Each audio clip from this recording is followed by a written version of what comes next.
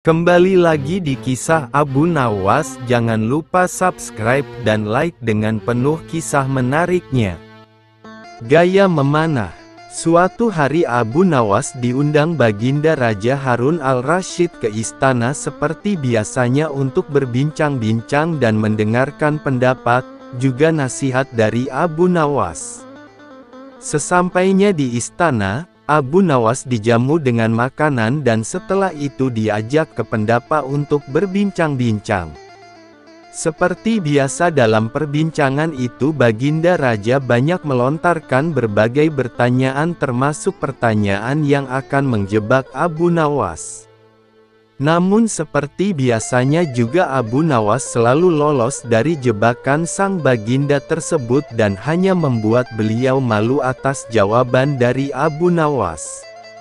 Merasa tidak ingin dipermalukan lebih jauh oleh Abu Nawas, Baginda pun mengajak Abu Nawas ke taman depan istana dan menantang kecakapan Abu Nawas dalam memanah. Sesampainya di taman, Baginda berkata, "Wahai Abu Nawas, di hadapan prajuritku tunjukkanlah keahlianmu dalam memanah. Jika engkau berhasil mengenai sasaran maka hadiah akan menantimu. Akan tetapi jika engkau gagal, maka penjara yang akan menantimu." Meski sedikit risau mendengar perintah Baginda yang bertujuan menjebaknya, Abu Nawas tetap memperlihatkan sikap santai dan menerima tantangan itu.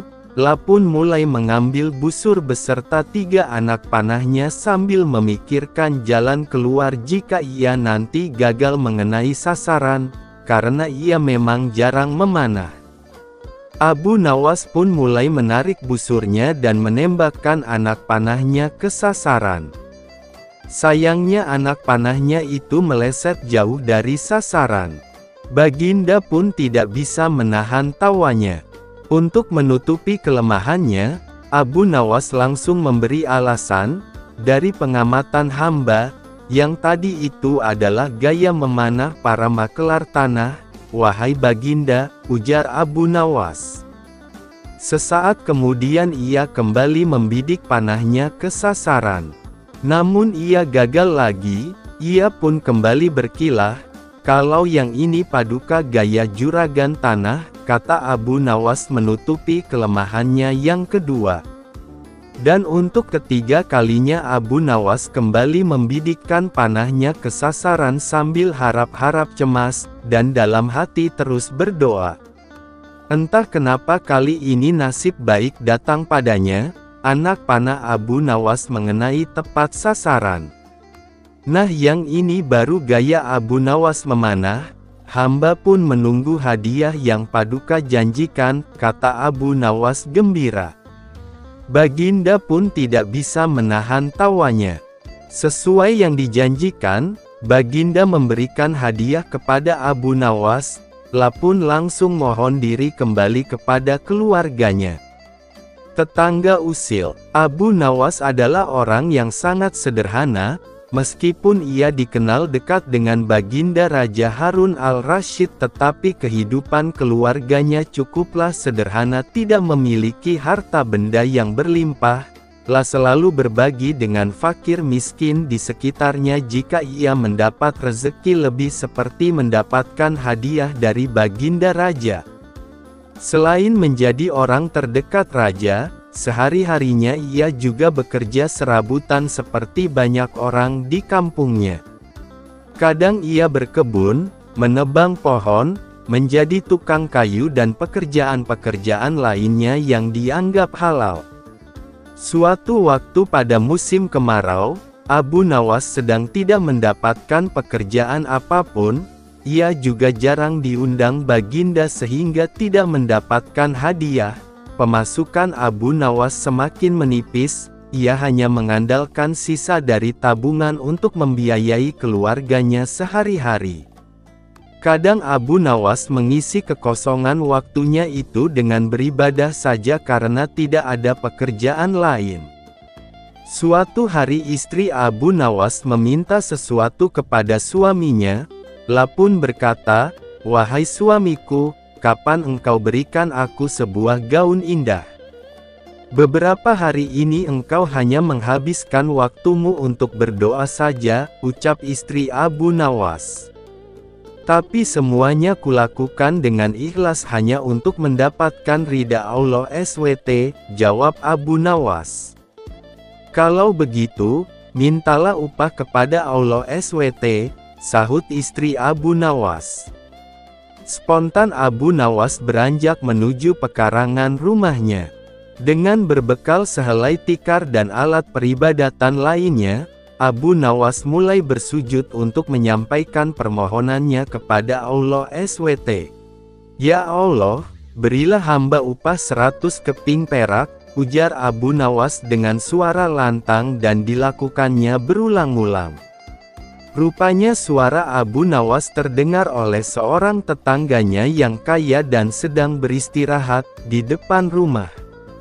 Mendengar permohonan Abu Nawas itu, tetangganya pun berniat untuk mengerjai Abu Nawas, langsung melempar sekantung uang perak 100 keping ke arah Abu Nawas. Abu Nawas pun dibuat kaget, tidak percaya dengan apa yang telah ia dapatkan, pun langsung mengambil uang tersebut dan langsung berlari menemui istrinya di dalam rumah.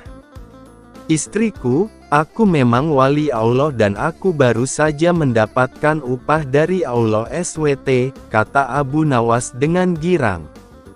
Melihat Abu Nawas sudah membawa lari uangnya, si tetangga pun tidak terima dan langsung menemui Abu Nawas untuk meminta uangnya kembali.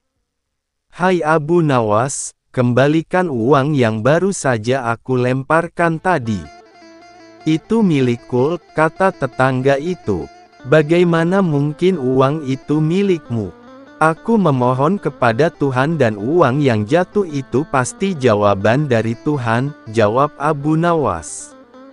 Karena Abu Nawas tetap bersikeras tidak mau mengembalikan uang tersebut, tetangga usil itu pun memutuskan untuk menyelesaikan permasalahan itu di pengadilan. Sehari setelah itu Abu Nawas pun dipanggil ke pengadilan. Hakim mulai bertanya, "Hai Abu Nawas, engkau hadir di sini karena suatu perkara. Engkau telah disangka mengambil kepunyaan tuan ini," kata hakim sambil menunjuk ke arah tetangga Abu Nawas. "Apa pembelaanmu wahai Abu Nawas?" tambah hakim. "Tetangga saya ini gila tuan hakim, lah pikir semua yang ada di dunia ini adalah miliknya. Coba tanyakan saja, misalnya jubah saya, keledai saya, tentu semua diakui sebagai miliknya," jawab Abu Nawas. "Tapi uang itu memang milikku," teriak tetangganya yang kaget akan pernyataan Abu Nawas tersebut. Abu Nawas kemudian menceritakan seluruh kronologi kejadiannya. Hakim akhirnya memutuskan jika Abu Nawas tidak bersalah dan uang itu adalah sah milik Abu Nawas karena ia sudah memohon kepada Tuhan dan uang itu jatuh sendiri kepadanya. Abu Nawas dan pesta Yahudi. Suatu hari Abu Nawas singgah di rumah kenalannya, seorang Yahudi. Di sana sedang berlangsung permainan musik, banyak yang menonton sehingga suasananya meriah. Semua tamu yang datang terlibat dalam permainan musik itu, termasuk Abu Nawas yang baru saja masuk, ada yang main kecapi, ada yang menari-nari, semua bersukaria. Demikian asyiknya permainan itu sampai menguras tenaga, karena makan waktu cukup lama, dan ketika para tamu sudah pada kehausan, tuan rumah mengedarkan kopi kepada para hadirin. Masing-masing mendapat secangkir kopi. Ketika Abu Nawas hendak menghirup kopi itu, ia ditampar oleh si Yahudi, namun karena larut dalam kegembiraan, hal itu tidak ia hiraukan, dan diangkatnya lagi cangkirnya. Tapi lagi-lagi ia ditampar. Ternyata tamparan yang diterima Abu Nawas malam itu cukup banyak sampai acara selesai sekitar pukul 2 dini hari. Di jalan, baru terpikir oleh Abu Nawas, jahat benar perangai Yahudi itu, main tampar aja. Minumnya seperti binatang. Kelakuan seperti itu tidak boleh dibiarkan berlangsung di Baghdad.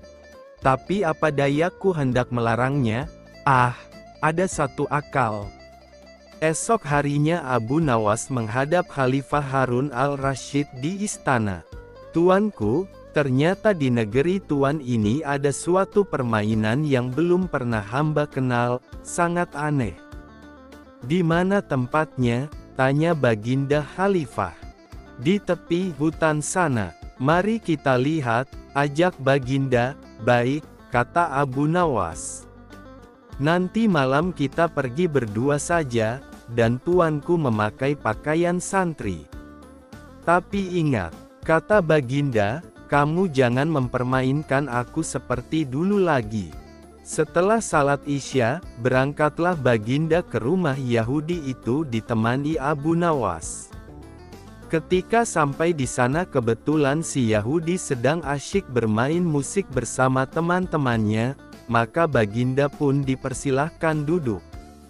Ketika diminta menari, Baginda menolak, sehingga ia dipaksa dan ditampar pipinya kiri kanan.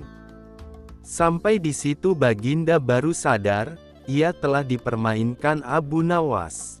Tapi apa daya, ia tidak mampu melawan orang sebanyak itu.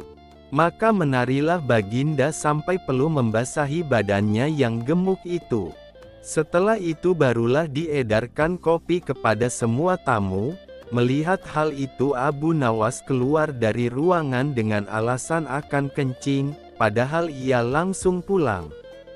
Biar Baginda merasakan sendiri peristiwa itu, karena salahnya sendiri tidak pernah mengetahui keadaan rakyatnya dan hanya percaya kepada laporan para menteri, pikir Abu Nawas. Tatkala hendak mengangkat cangkir kopi ke mulutnya, Baginda ditampar oleh Yahudi itu.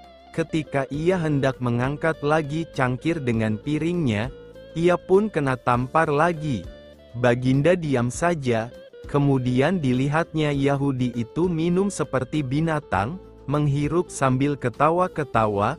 Apa boleh buat, pikir Baginda, aku seorang diri, dan tak mungkin melawan Yahudi sebanyak itu.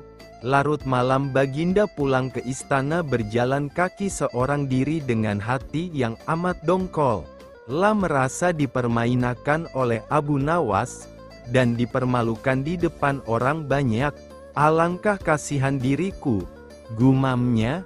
Pagi harinya, begitu bangun tidur, Khalifah Harun al-Rasyid memerintahkan seorang pelayan istana untuk memanggil Abu Nawas. Hai Abu Nawas, baik sekali perbuatanmu malam tadi. Terima kasih kamu masukkan aku ke rumah Yahudi itu dan kamu tinggal aku seorang diri. Sementara aku dipermalukan seperti itu, kata Baginda. Mohon ampun. Ya Baginda, jawab Abu Nawas. Malam sebelumnya hamba telah mendapat perlakuan yang sama seperti itu. Apabila hal itu hamba laporkan secara jujur, pasti Baginda tidak akan percaya. Maka hamba bawa Baginda ke sana agar mengetahui dengan mata kepala sendiri perilaku rakyat yang tidak senonoh seperti itu. Baginda tidak dapat membantah ucapan Abu Nawas, lalu disuruhnya beberapa pengawal memanggil si Yahudi. Hai, Yahudi, apa sebab kamu menamparkan aku tadi malam? Baginda bertanya dengan sengit, dari mana kamu memperoleh cara minum seperti hewan? Ya tuanku Syah Alam, jawab si Yahudi, sesungguhnya hamba tidak tahu akan duli Syah Alam. Jika sekiranya hamba tahu, masa hamba berbuat seperti itu? Sebab itu hamba mohon ampun yang sebesar-besarnya. Sekarang terimalah pembalasanku, kata Baginda. Yahudi itu dimasukkan ke dalam penjara. Dan sejak itu diharamkan orang bermain serta minum seperti binatang. Mereka yang melanggar larangan itu dihukum berat. Abu Nawas dan pukulan yang menjadi dinar. Pada suatu hari Abu Nawas menghadap ke istana, pun bercakap-cakap dengan Sultan dengan riang gembira. Tiba-tiba terlintas dalam pikiran di benak Sultan. Bukankah ibu si Abu Nawas ini sudah meninggal? Aku ingin mencoba kepandaiannya sekali lagi. Aku ingin menyuruh dia membawa ibunya ke istanaku ini. Kalau berhasil akan aku beri hadiah 100 dinar. Hai, Abu Nawas, titah Sultan, besok bawalah ibumu ke istanaku, nanti aku beri engkau hadiah 100 dinar. Abu Nawas kaget. Bukankah beliau sudah tahu kalau ibuku sudah meninggal? Tapi mengapa beliau memerintahkan itu, pikirnya. Namun dasar Abu Nawas, ia menyanggupi perintah itu. Baiklah, tuanku, esok pagi hamba akan bawa ibu hamba menghadap kemari, jawabnya mantap. Setelah itu ia pun mohon diri. Sesampai di rumah, setelah makan dan minum, ia pergi lagi. Dijelajahinya sudut-sudut negeri itu, menyusuri jalan, lorong dan kampung, untuk mencari seorang perempuan tua yang akan dijadikan sebagai ibu angkat. Rupanya, tidak mudah menemukan sesosok perempuan tua. Setelah memeras tenaga mengayun langkah ke sana kemari hingga jontor, barulah ia menemukan yang dicari. Perempuan itu adalah seorang pedagang kue apem di pinggir jalan yang sedang memasak kue-kue dagangannya. Dihampirinya perempuan tua itu. Hai, ibu, bersediakah engkau kujadikan ibu angkat, kata Abu Nawas. Kenapa engkau berkata demikian? Tanya si ibu tua itu. Apa alasannya? Maka diceritakanlah perihal dirinya yang mendapat perintah dari Sultan agar membawa ibunya ke istana. Padahal ibunya sudah meninggal, juga dijanjikan akan membagi 2 hadiah dari Sultan yang akan diterimanya. Uang itu dapat ibu simpan untuk bekal meninggal bila sewaktu-waktu dipanggil Tuhan, kata Abu Nawas. Baiklah, kata si ibu tua itu, aku sanggup memenuhi permintaanmu itu. Setelah itu Abu Nawas menyerahkan sebuah tasbih dengan pesan agar terus menghitung biji tasbih itu meskipun di depan Sultan, dan jangan menjawab pertanyaan yang diajukan. Sebelum meninggalkan perempuan itu, Abu Nawas anti-anti agar rencana ini tidak sampai gagal. Untuk itu ia akan menggendong perempuan tua itu ke istana. Baiklah anakku, moga-moga Tuhan memberkatimu, kata si ibu tua, dan terutama kepada ibuku. Keesokan harinya pagi-pagi sekali Abu Nawas sudah sampai di istana lalu memberikan salam kepada Sultan. Waalaikumsalam, Abu Nawas, jawab Sultan. Setelah itu Sultan memandang Abu Nawas. Bukan main terkejutnya Sultan melihat Abu Nawas menggendong seorang perempuan tua. Siapa yang kamu gendong itu? Tanya Sultan. Diakah ibumu? Tapi kenapa siang begini kamu baru sampai? Benar, tuanku, inilah ibu Patik. Beliau sudah tua dan kakinya lemah dan tidak mampu berjalan kemari. Padahal rumahnya sangat jauh. Itu sebabnya Patik gendong ibu kemari, kata Abu Nawas sambil mendudukkan ibu tua di hadapan Sultan. Setelah duduk ibu tua itu pun memegang tasbih dan segera menghitung biji tasbih tanpa henti meski Sultan mengajukan beberapa pertanyaan kepadanya. Tentu saja Sultan tersinggung, ibumu sangat tidak sopan. Lagi pula apa yang dikatakannya itu sampai tidak mau berhenti. Sembah Abu Nawas. Ya tuanku Syah Alam, suami ibu Patik ini 99 banyaknya. Beliau sengaja menghafal nama-nama mereka satu persatu, dan tidak akan berhenti sebelum selesai semuanya.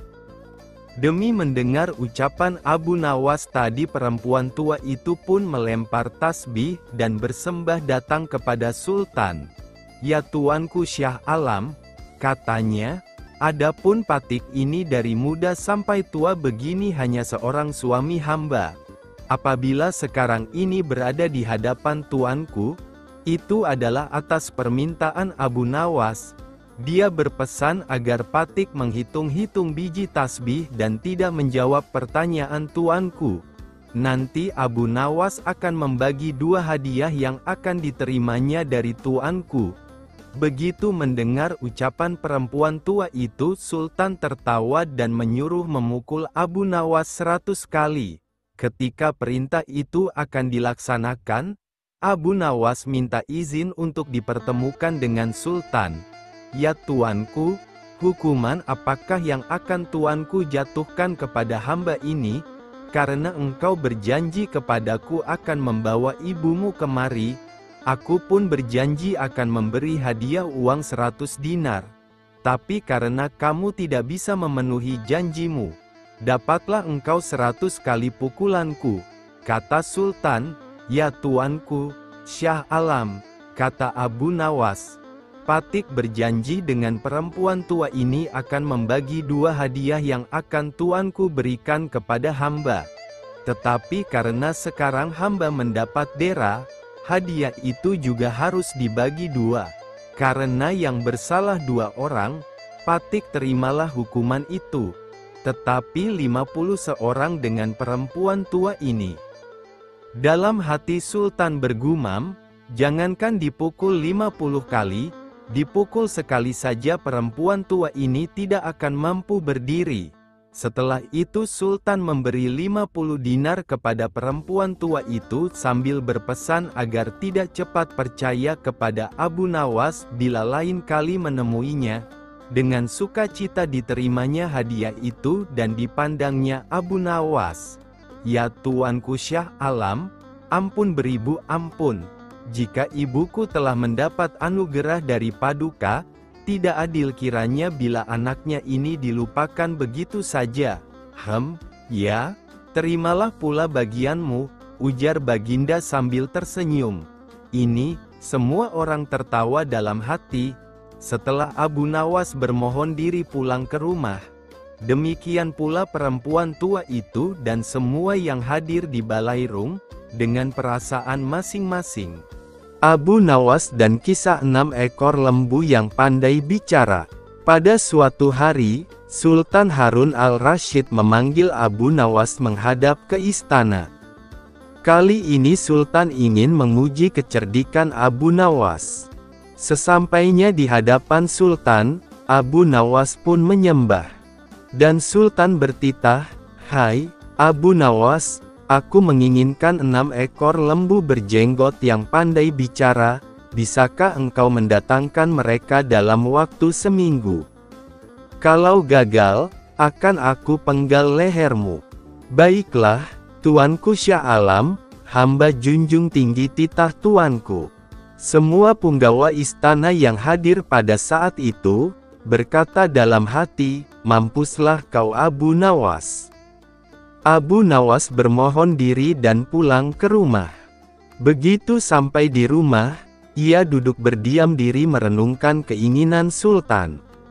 Seharian ia tidak keluar rumah, sehingga membuat tetangga heran, lah baru keluar rumah persis setelah seminggu. Kemudian, yaitu batas waktu yang diberikan Sultan kepadanya.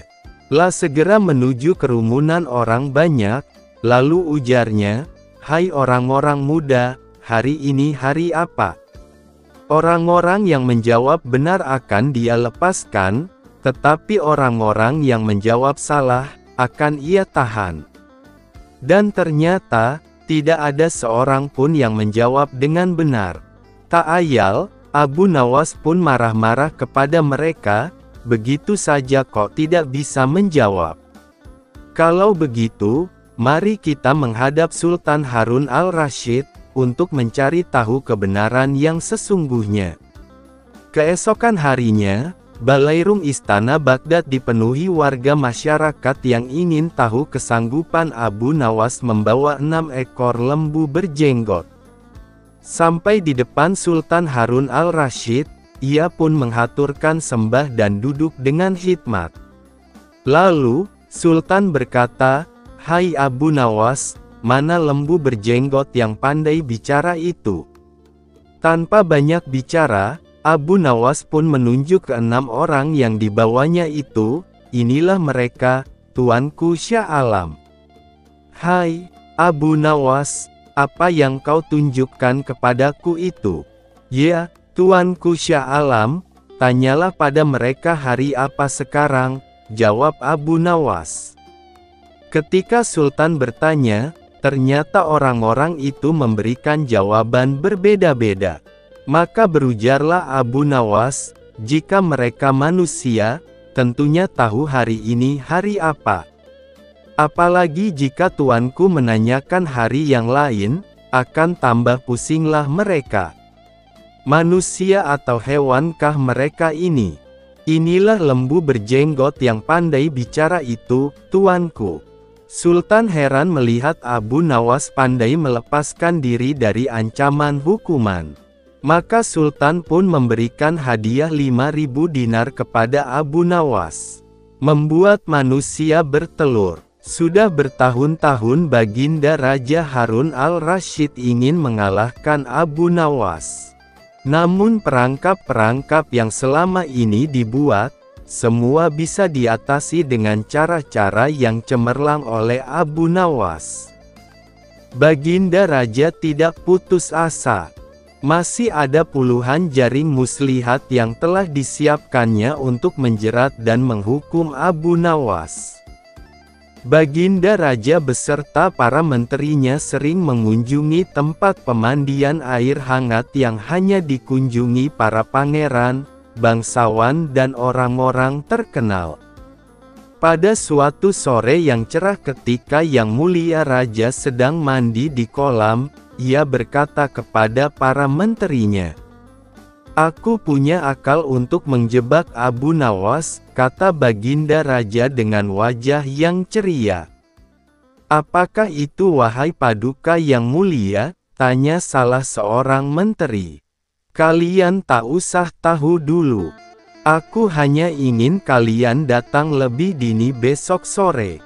Jangan lupa, datanglah besok sebelum Abu Nawas datang karena aku akan mengundangnya untuk mandi bersama-sama kita," kata Baginda Raja memberi pengarahan. Baginda Raja memang sengaja tidak menyebutkan tipuan apa yang akan digelar besok. Abu Nawas pun diundang untuk mandi bersama Baginda Raja dan para menteri di pemandian air hangat yang terkenal itu. Keesokan harinya, Baginda Raja dan para menteri sudah datang lebih dahulu.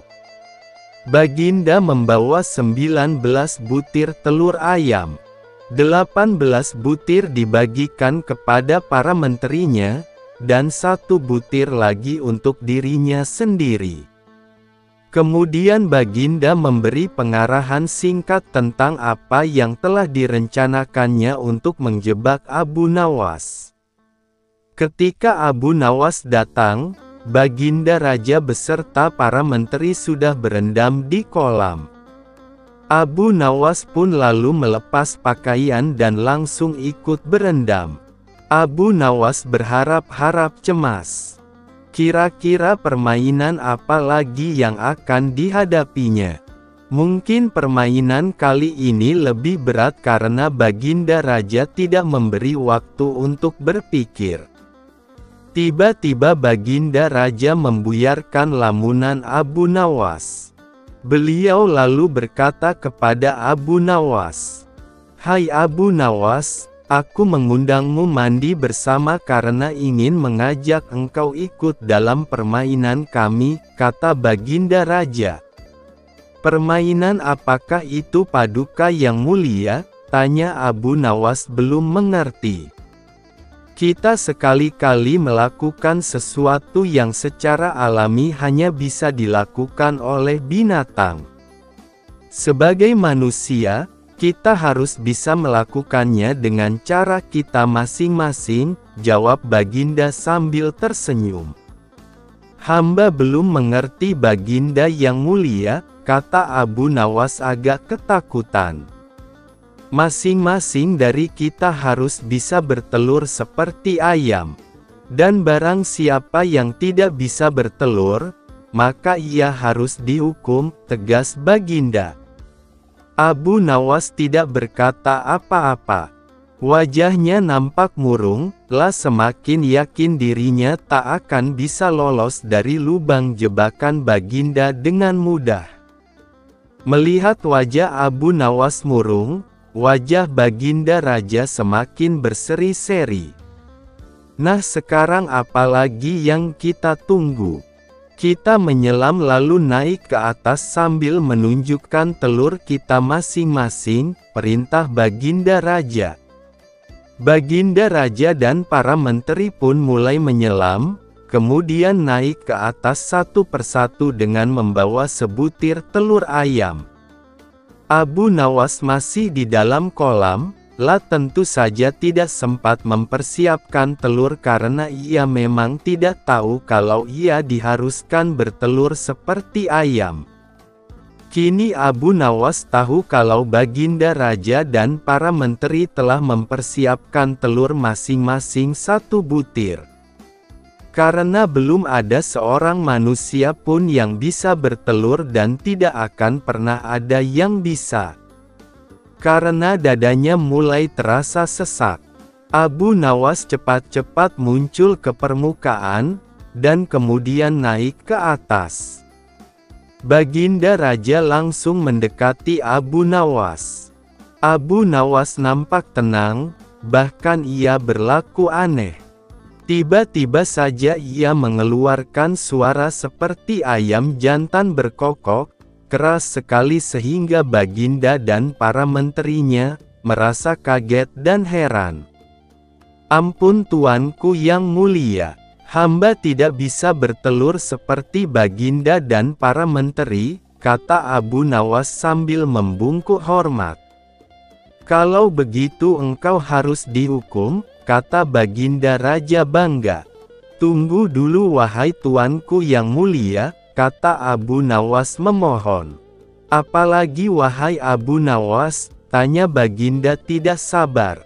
"Paduka yang mulia, sebelumnya izinkan hamba membela diri.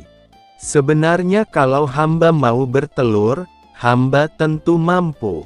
Tetapi hamba merasa menjadi ayam jantan maka hamba tidak bertelur. Hanya ayam betina saja yang bisa bertelur." "Kukuruyuk," kata Abu Nawas sambil membusungkan dada. Baginda Raja tidak bisa berkata apa-apa. Wajah Baginda dan para menteri yang semula ceria penuh kemenangan kini mendadak berubah menjadi merah padam karena malu. Sebab mereka dianggap ayam betina. Abu Nawas memang cerdik. Karena merasa malu, Baginda Raja Harun al-Rasyid dan para menteri pun segera berpakaian dan kembali ke istana tanpa mengucapkan sepatah kata pun. Memang Abu Nawas banyak akalnya dan telah diakui oleh para ilmuwan sebagai ahli mantik atau ilmu logika. Gampang saja baginya untuk membolak-balikkan dan mempermainkan kata-kata guna menjatuhkan mental lawan-lawannya. Sebuah tebakan jitu. Suatu hari, Baginda Raja Harun al-Rasyid terlihat murung. Semua menterinya tidak ada yang sanggup menemukan jawaban dari dua pertanyaan Baginda. Bahkan para penasihat kerajaan pun merasa tidak mampu memberi penjelasan yang memuaskan Baginda. Padahal Baginda sendiri ingin mengetahui jawaban yang sebenarnya. Mungkin karena amat penasaran, para penasihat pun menyarankan agar Abu Nawas saja yang memecahkan dua teka-teki yang membingungkan itu. Tidak begitu lama Abu Nawas pun dihadapkan. Baginda mengatakan bahwa akhir-akhir ini ia sulit tidur karena diganggu oleh keingintahuan menyingkap dua rahasia alam. "Tuanku yang mulia, rahasia alam manakah yang tuanku maksud?" tanya Abu Nawas penasaran. "Aku memanggilmu untuk menemukan jawaban dari dua teka-teki yang selama ini menggoda pikiranku," kata Baginda. Dapatkah hamba memecahkan kedua teka-teki itu, tuanku? Tanya Abu Nawas yang mulai khawatir. Pertama, di manakah sebenarnya batas alam semesta yang diciptakan oleh Tuhan kita? Tanya Baginda. Di dalam pikiran wahai Paduka yang mulia, jawab Abu Nawas tanpa sedikit pun perasaan ragu. Tuanku yang mulia, ketidakterbatasan itu muncul karena adanya keterbatasan, dan keterbatasan itu ditanamkan oleh Tuhan di dalam otak manusia. Maka dari itu manusia tidak akan pernah tahu di mana batas jagat raya ini. Sesuatu yang terbatas tentu tak akan mampu mengukur sesuatu yang tidak terbatas, lanjut Abu Nawas. Baginda mulai tersenyum karena merasa puas mendengar penjelasan Abu Nawas yang masuk akal. Kemudian Baginda melanjutkan teka-teki yang kedua. Wahai Abu Nawas, manakah yang lebih banyak jumlahnya? Bintang-bintang di langit ataukah ikan-ikan di laut? Tanya Baginda. Ikan-ikan di laut, jawab Abu Nawas dengan tangkas. Bagaimana kau bisa langsung memutuskan begitu? Apakah engkau pernah menghitung jumlah mereka? Tanya Baginda heran. Paduka yang mulia, bukankah kita semua tahu bahwa ikan-ikan itu setiap hari ditangkapi dalam jumlah besar? Namun walaupun begitu, jumlah mereka tetap banyak seolah-olah tidak pernah berkurang karena saking banyaknya. Sementara bintang-bintang itu tidak pernah rontok, jumlah mereka juga banyak, jawab Abu Nawas meyakinkan. Seketika itu rasa penasaran yang selama ini menghantui Baginda sirna tak berbekas. Baginda Raja Harun al-Rasyid pun memberi hadiah kepada Abu Nawas dan istrinya berupa uang yang cukup banyak. Mengambil mahkota dari surga. Tidak seperti biasa hari itu Baginda tiba-tiba ingin menyamar menjadi rakyat biasa. Beliau ingin menyaksikan kehidupan di luar istana tanpa sepengetahuan siapapun agar lebih leluasa bergerak. Baginda mulai keluar istana dengan pakaian yang amat sederhana layaknya seperti rakyat jelata. Di sebuah perkampungan beliau melihat beberapa orang berkumpul. Setelah Baginda mendekat, ternyata seorang ulama sedang menyampaikan kuliah tentang alam barzah. Tiba-tiba ada seorang yang datang dan bergabung di situ, bertanya kepada ulama itu. Kami menyaksikan orang kafir pada suatu waktu dan mengintip kuburnya, tetapi kami tiada mendengar mereka berteriak dan tidak pula melihat penyiksaan-penyiksaan yang katanya sedang dialaminya. Maka bagaimana cara membenarkan sesuatu yang tidak sesuai dengan yang dilihat mata? Tanya orang itu. Ulama itu berpikir sejenak kemudian ia berkata, untuk mengetahui yang demikian itu harus dengan panca indera yang lain. Ingatkan kamu dengan orang yang sedang tidur. Dia kadangkala bermimpi dalam tidurnya digigit ular, diganggu dan sebagainya, juga merasa sakit dan takut ketika itu, bahkan memekik dan keringat bercucuran pada keningnya, merasakan hal semacam itu seperti ketika tidak tidur. Sedangkan engkau yang duduk di dekatnya menyaksikan keadaannya seolah-olah tidak ada apa-apa, padahal apa yang dilihat serta dialaminya adalah dikelilingi ular-ular.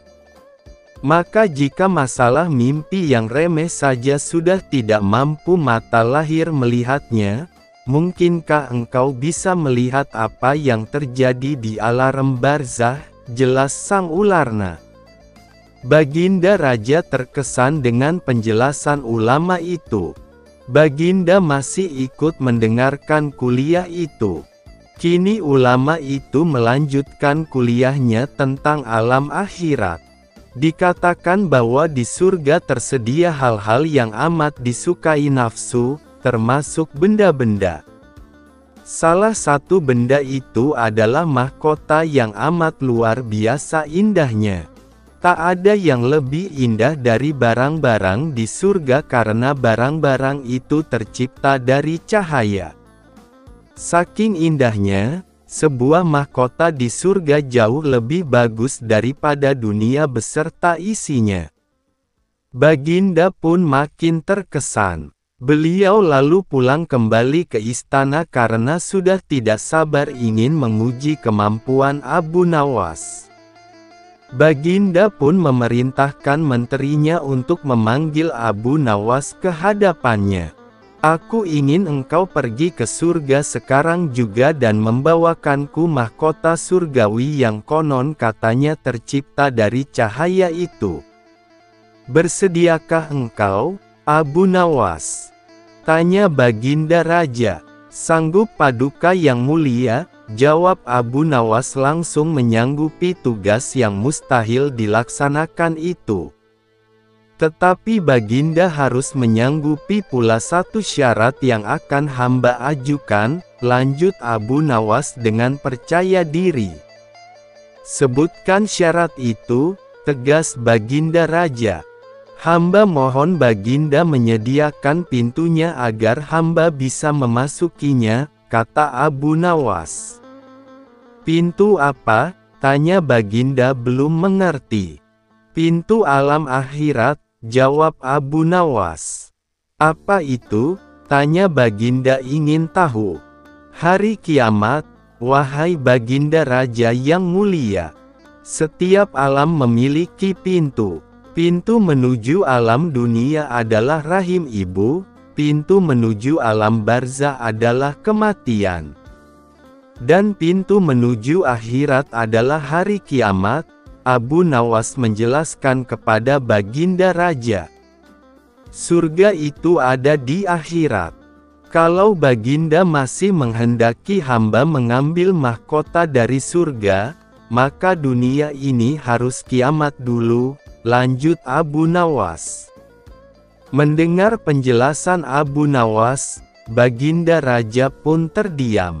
Di sela-sela kebingungannya, Abu Nawas bertanya lagi kepada Baginda Raja. Masihkah Baginda menginginkan mahkota dari surga? Tanya Abu Nawas. Baginda Raja tidak menjawab, beliau hanya diam 1000 bahasa. Sejenak kemudian Abu Nawas pun mohon diri karena ia sudah tahu jawabannya.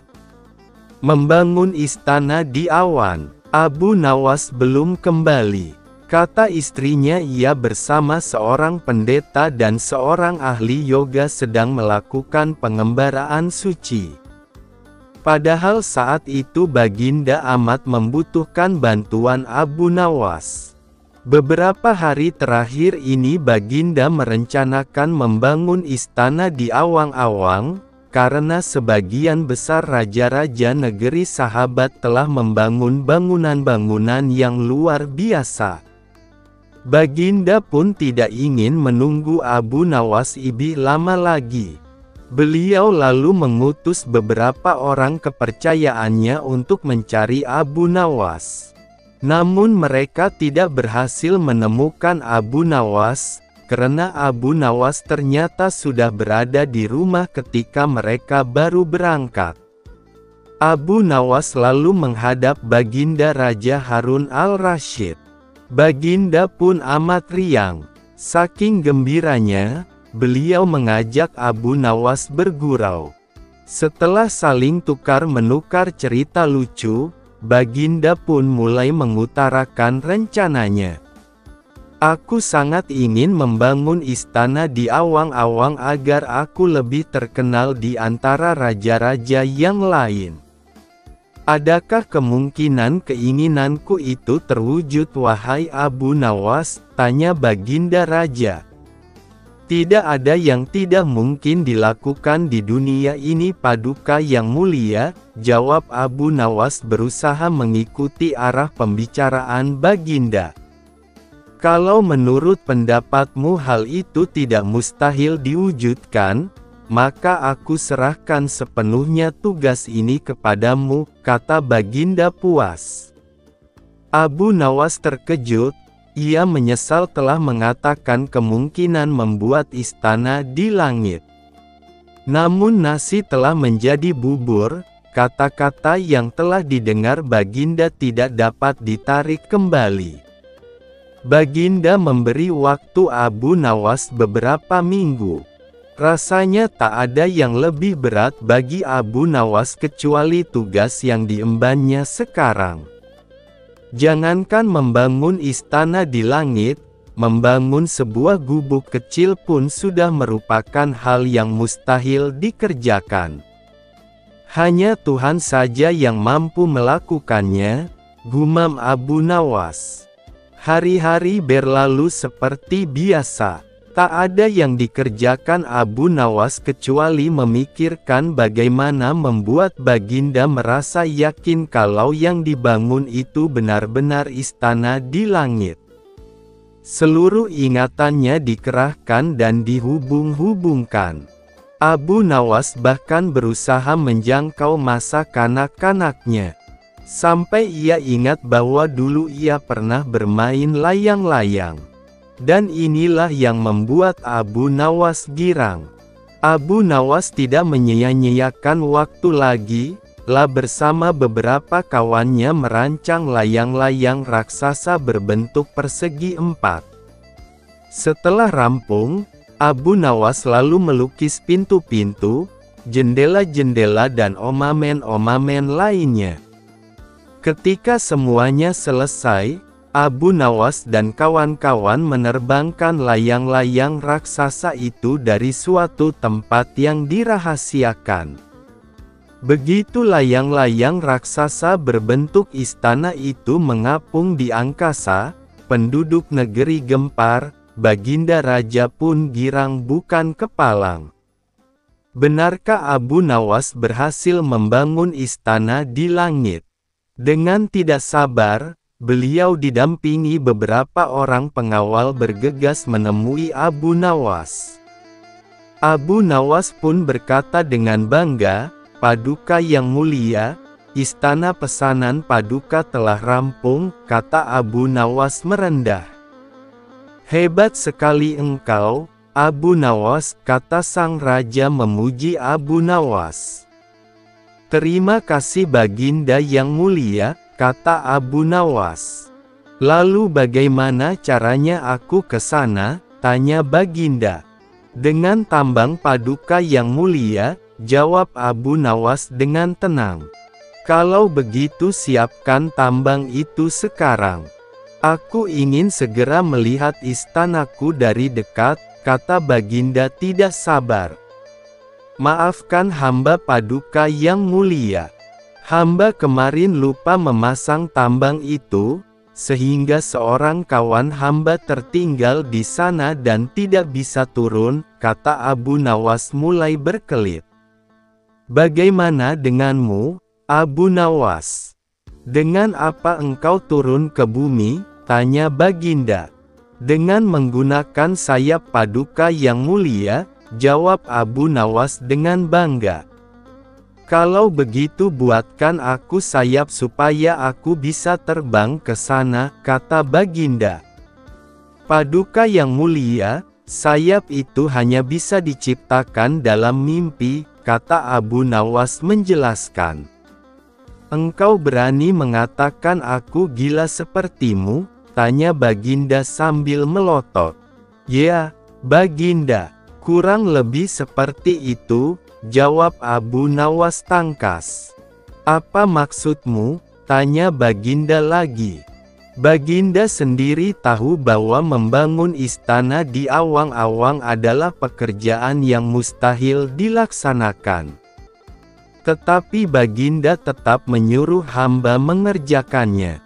Sedangkan hamba juga tahu bahwa pekerjaan itu mustahil dikerjakan. Tetapi hamba tetap menyanggupi titah Baginda yang tidak masuk akal itu, kata Abu Nawas berusaha menjelaskan kepada Baginda Raja. Sebenarnya siapa di antara kita yang gila? Tanya Baginda mulai jengkel. Saya rasa kami berdua gila, Yang Mulia, jawab Abu Nawas tanpa keraguan. Tanpa menoleh ke belakang, Baginda Raja kembali ke istana ditemani oleh para pengawalnya. Abu Nawas berdiri sendiri sambil menatap ke arah istana yang melayang di angkasa. Pembagian yang adil. Suatu hari datanglah 3 orang dari desa menghadap Baginda Raja Harun al-Rasyid di istana. Mereka datang untuk mencari pembenaran pada masalah yang mereka hadapi bersama. Begitu sampai di istana, mereka langsung menghadap Baginda yang ketika itu sedang bersama pembesar-pembesar kerajaan. Salah satu dari mereka berkata, "Ampun beribu ampun tuanku. Kedatangan kami ke sini tidak lain hanyalah untuk meminta penyelesaian tentang persoalan yang sedang melilit kami bertiga," kata salah seorang dari mereka yang bernama Ahmad. "Baiklah, ceritakan apa persoalan kalian?" tanya Baginda. "Begini Baginda, saya Ahmad mempunyai 2 ekor kambing betina, Zulfikar mempunyai seekor kambing jantan, sedangkan Zubair tidak mempunyai kambing. Karena itulah Zubair yang setiap hari harus bekerja menggembalakan kambing. Apabila ketiga kambing itu beranak pinak, maka pembagian keuntungannya juga telah kami sepakati, yakni saya mendapat separuh dari jumlah kambing, Zulfikar memperoleh 1/3 dari jumlah kambing, sedangkan Zubair yang menggembala dan merawat, mendapat bagian 1/8-nya, jelas Ahmad. "Lantas apakah kambing itu sekarang telah beranak pinak?" tanya Baginda. "Benar Baginda, ketiga kambing itu sekarang sudah berjumlah menjadi 23 ekor. Karena itu kami sekarang ingin membaginya sesuai dengan kesepakatan kami dulu. Tapi ternyata kami kesulitan untuk membaginya. Karena itulah kami kesini ingin memohon pertolongan Baginda," terang Ahmad. Membagi 23 ekor kambing sesuai perjanjian tentu tidak mudah.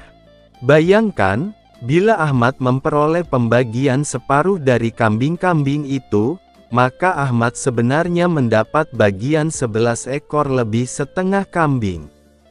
Sedangkan Zulfikar memperoleh pembagian 1/3 seharusnya mendapatkan 7 ekor lebih 2/3 kambing. Sementara Zubair mendapatkan 1/8-nya yang berarti 2 ekor kambing lebih 7/8 kambing. Baginda Raja tampaknya berusaha berpikir keras untuk memecahkan persoalan tersebut. Bahkan para pejabat yang hadir di tempat tersebut juga tak sanggup memecahkan masalah tersebut. Karena orang yang hadir di tempat tersebut tak ada yang bisa memecahkannya, akhirnya Baginda terpikir untuk mengundang Abu Nawas dengan kecerdasannya menyelesaikan banyak persoalan. Atas perintah raja, sampailah Abu Nawas di istana. Baginda kemudian memerintahkan Ahmad untuk menceritakan semua persoalan rumit yang mereka hadapi kepada Abu Nawas. "Wah, itu masalah kecil Baginda. Insya Allah saya bisa membantu mencarikan jalan keluarnya," kata Abu Nawas. "Tolong bawakan kambing itu masuk semuanya," pinta Abu Nawas. Setelah 23 ekor kambing tersebut dituntun masuk istana, Abu Nawas lalu menghitung kembali jumlah kambing tersebut. Sesudah kambing itu dihitung dan benar jumlahnya 23, Abu Nawas mulai berpikir keras mencari solusi dari masalah yang cukup rumit tersebut. Tidak lama kemudian Abu Nawas kembali berkata, "Izinkan saya meminjam kambing milik Baginda seekor saja," pinta Abu Nawas. "Nah, Sekarang saatnya saya akan membagi kambing tersebut sesuai dengan porsi kalian saat perjanjian, kata Abu Nawas setelah menambahkan seekor kambing milik Baginda Raja.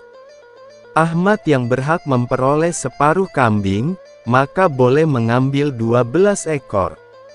Sedangkan engkau Zulfikar yang memperoleh bagian sepertiganya, maka boleh mengambil 8 ekor, perintah Abu Nawas. Terakhir Zubair yang memperoleh bagian seperdelapannya, maka engkau berhak mengambil bagian 3 ekor kambing. Sisa 1, karena saya tadi meminjam 1 ekor kambing milik Baginda, maka ini saya kembalikan lagi kambing tersebut, kata Abu Nawas. Masing-masing telah mendapatkan bagiannya. Semua merasa puas atas bantuan Abu Nawas. Mereka pun berterima kasih dan kembali ke rumah masing-masing. Tidak lupa Baginda pun turut berterima kasih kepada Abu Nawas atas bantuan Abu Nawas menyelesaikan persoalan rakyatnya. Menamparkan raja. Pada suatu hari Abu Nawas singgah di rumah kenalan barunya di tepi hutan dengan maksud memperkuat silaturahmi. Kenalan barunya itu adalah seorang Yahudi. Sesampainya di rumah Yahudi tersebut, ternyata di sana tengah berlangsung permainan musik yang meriah. Banyak orang yang menonton sehingga suasana begitu ramai. Semua tamu yang hadir ikut larut dalam permainan musik indah itu, termasuk Abu Nawas yang baru saja datang. Ada yang bermain kecapi, ada yang menari-nari dan sebagainya, semuanya bersuka cita. Ketika para tamu sudah lelah dan kehausan, tuan rumah menyuguhkan kopi kepada para hadirin. Masing-masing mendapat secangkir kopi, termasuk Abu Nawas. Namun ketika Abu Nawas hendak meminum kopi itu, tiba-tibalah ditampar oleh si Yahudi. Yahudi itu mengatakan agar lebih terlihat akrab karena Abu Nawas merupakan teman barunya. Namun karena sudah terlanjur larut dalam kegembiraan, Abu Nawas tidak terlalu menghiraukan. Abu Nawas kembali mengangkat cangkir kopinya untuk diteguk. Namun tidak disangka ia kembali mendapat tamparan yang begitu keras dari pemilik rumah itu, dan begitu seterusnya. Pemilik rumah itu hanya tersenyum saja tanpa merasa bersalah sedikit pun. Begitu juga para tamu yang hadir, bukannya kasihan, mereka malah menertawakan Abu Nawas. Dengan perasaan marah bercampur geram, Abu Nawas pun langsung pergi meninggalkan mereka tanpa berkata sepatah kata pun. Abu Nawas terus berjalan menuju rumahnya, dalam hati ia bergumam, jahat benar perangai Yahudi itu, main tampar seenaknya saja. Kelakuan seperti itu tidak boleh dibiarkan berlangsung di Baghdad. Aku harus mencari cara untuk menghentikan Yahudi tersebut, gumamnya dalam hati. Keesokan harinya, Abu Nawas menghadap Baginda Raja di istana. Ampun Baginda, hamba mendengar di negeri ini ada suatu permainan yang belum pernah hamba kenal. Permainan itu sangat aneh, kata Abu Nawas. Di mana tempatnya? Tanya Baginda. Di tepi hutan sana Baginda, kata Abu Nawas. Mari kita lihat, ajak Baginda. Nanti malam saja kita pergi Baginda. Kita akan pergi berdua saja dengan pakaian biasa agar tidak ada yang mengenali Baginda, ucap Abu Nawas. Malam harinya, berangkatlah Baginda dan Abu Nawas ke rumah Yahudi itu. Ketika sampai di sana, kebetulan si Yahudi sedang asyik bermain musik dengan teman-temannya, maka Baginda pun dipersilahkan duduk. Ketika diminta untuk menari, Baginda menolak sehingga ia dipaksa dan ditampar pipinya kanan-kiri.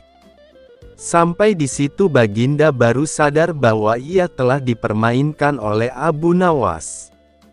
Tapi apa daya, ia tak mampu melawan orang sebanyak itu. Maka dengan terpaksa menarilah Baginda sampai keringat mengucur di seluruh tubuhnya.